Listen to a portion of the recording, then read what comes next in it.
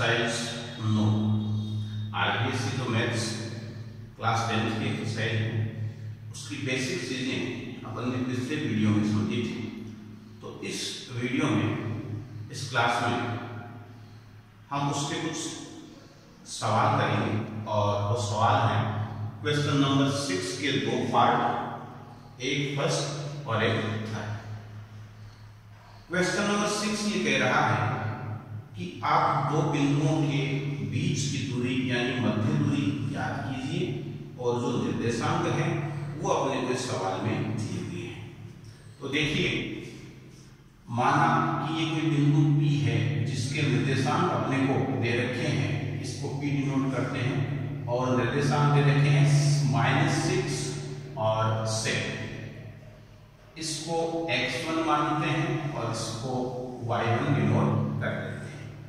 फिर इस बिंदु को अपन Q मानते हैं जिसके निर्देशांक दे रखे हैं x2 और y2, -1 एंड -5। तो देखिए x1 की वैल्यू -6 है, y1 की वैल्यू 7 है, x2 की वैल्यू -1 है और y2 की वैल्यू -5 है। मध्य दूरी का सूत्र अपन ने पिछली कक्षाओं में पढ़ा है, PQ √ x2 - x1 का whole square plus y2 - y1 का होल स्क्वायर। इसमें मान रखते हैं, वैल्यूज पुट करते हैं तो हमें PQ जो मध्य दूरी है उसका मान प्राप्त हो जाएगा। देखिए, x2 की वैल्यू -1 है तो यहाँ -1 रख देते हैं। फिर x1 की जो वैल्यू है वो -6 है, दो माइनस है तो इसको एक ब्रैकेट में अंदर लिख देते हैं 6 और ये जो ब्रैकेट है वो मंझला ब्रैकेट बना देते हैं। प्लस y2 की जो वैल्यू है वो -5 है और y1 की वैल्यू है वो 7 है। इसके होल स्क्वायर लगा देते हैं। सबसे पहला काम मध्य दूरी PQ का सूत्र लगाना, फॉर्मूला अप्लाई करना। दूसरा काम इस सूत्र में जो मान है वो रखना और फिर आगे का काम इसकी गणना करना, इसको कैलकुलेट करना। -1 और माइनस को माइनस से मल्टीप्लाई करेंगे ये +6 हो जाएगा और मंझला ब्रैकेट हट करके जो छोटा ब्रैकेट है वो लग जाएगा और होल स्क्वायर इसके ऊपर लगेगा प्लस -5 और -7 को अगर हम प्लस करें ये -12 होते हैं, ये होल स्क्वायर। PQ 6 में से अगर 1 लेस करते हैं तो देखिए प्लस का 5 का स्क्वायर और ये इधर अपन एक बार यूं ही लिख देंगे -12 का स्क्वायर। 5 को जो स्क्वायर होता है वो 25 होता है और इसका जो स्क्वायर है वो 144 होता है। अगर दोनों को अपन प्लस करें तो ये 169 आ जाता है। दोनों का जो प्लस है वो 169 आ जाता है। इसको अपन नीचे लिख देते हैं, PQ √ 169 और 169 यानी 169 का अगर वर्गमूल निकालते हैं तो इसका जो आंसर है वो हमें 13 प्राप्त होता है, 13 प्राप्त होता है।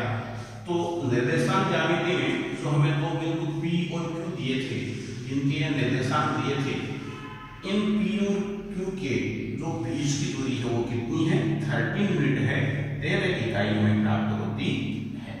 तो देखिए, इसमें सीधा सा काम, पहले x1 y1 x2 y2 denote कीजिए, फिर सूत्र लगाइए, सूत्र में ये मान रखिए और मान रखने के बाद जैसे हम इसको सरल करते हैं तो अंत में हमें जो भी मान प्राप्त हो उसका अंडर रूट निकाल दीजिए, वो इसकी मध्य दूरी होगी। अब इसका सवाल 6 का जो थर्ड है वो अपन देखते हैं। इस बिंदु को P डिनोट करें, इसको Q डिनोट करें, ये x1 है, ये ये x2 और इसको माने अपन y2। तो x1 की वैल्यू a_t1 स्क्वायर, y1 की वैल्यू 2a_t1, x2 की वैल्यू a_t2 स्क्वायर, y2 की वैल्यू 2a_t2। ये वैल्यूज हमने नोट कर ली, ये वैल्यूज हमारे सामने हैं। अब वही तरीका, सबसे पहला काम PQ जो मध्य दूरी है, मिड डिस्टेंस है, उसका जो सूत्र x2 माइनस x1 का whole square plus y2 minus y1 का होल स्क्वायर लगाते हैं। अब देखिए इस सूत्र में मान रखते हैं, x2 की वैल्यू अपने पास है a_t2 का होल स्क्वायर माइनस जो x1 की वैल्यू है अपने पास a_t1 का स्क्वायर और इसका अपन लगा देंगे होल स्क्वायर प्लस जो y2 की वैल्यू है 2a_t2 माइनस जो y1 की वैल्यू है 2a_t1 और होल स्क्वायर इसका लगाया। सबसे पहले अपन ने इसमें भी सूत्र लगाया और सूत्र लगाने के बाद जो x1, y1, x2 और y2 की जो वैल्यूज थी, जो मान थे, वो अपन ने इसमें रख दिए। अब देखिए इसका सरलीकरण करते हैं, इसको आगे सॉल्व करते हैं। a यहाँ दोनों में कॉमन है और स्क्वायर रूट में है, तो देखिए इस a को कॉमन ले लेते हैं, इस a को बाहर कॉमन ले लेते हैं। इस प्रकार से a स्क्वायर अपन इसको कॉमन ले लेते हैं और अंदर से जो अपने बचता है वो t2 square minus t1 square का होल स्क्वायर अपने बच जाता है। a दोनों में कॉमन था और उसका स्क्वायर था, इसलिए मैंने a स्क्वायर बाहर कॉमन ले लिया। t2 square minus t1 square और उसका होल स्क्वायर यहाँ शेष रह गए।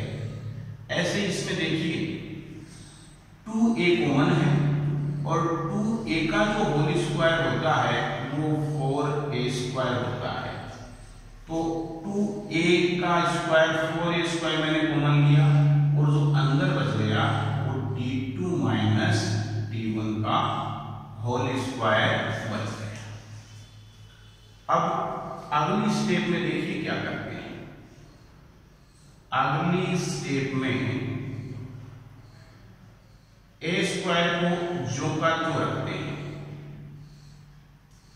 और t2 square minus t1 square को इस प्रकार से लिख लेते हैं, t2 प्लस t1 का स्क्वायर और t2 माइनस t1 का स्क्वायर, यानी a square minus b square equal a plus b bracket में इंटू a माइनस b होता है।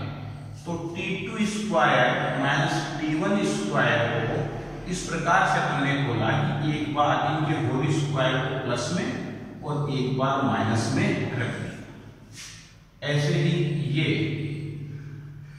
ब्रैकेट बंद करने के बाद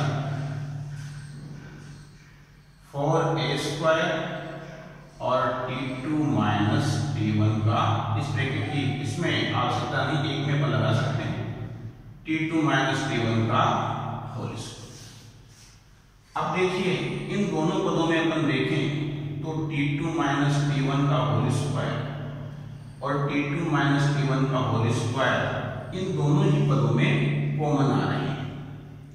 तो इस कॉमन पद को और इसके अलावा a स्क्वायर और a स्क्वायर भी कॉमन आ रहा है, तो a square bracket t2 minus t1 का होल स्क्वायर, इन दोनों को तो कॉमन ले लेते हैं।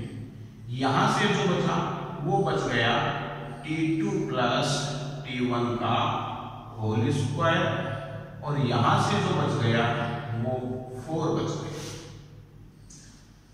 अब अपन जो आगे सोल्व करेंगे तो ए स्क्वायर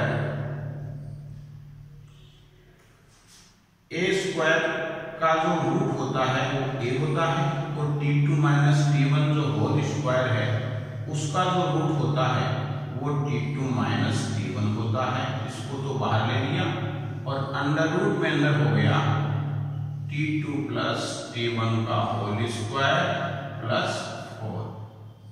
तो ये इसके PQ का मान आ जाता है मिड डिस्टेंस का जो मान है वो ये हमें प्राप्त होता है। तो इस प्रकार से इस सवाल के एक स्टेप को सावधानी पूर्वक करते हुए अपन इस PQ का मान निकाल लेते हैं। तो देखिए सबसे पहला जो इसमें काम होगा, सबसे पहला जो इसमें काम है वो सूत्र लगाना, फिर x1 y1 x2 y2 की वैल्यूज रखना और फिर उसका सरलीकरण करना। इस प्रकार से हमें जो PQ की वैल्यू है वो प्राप्त हो जाती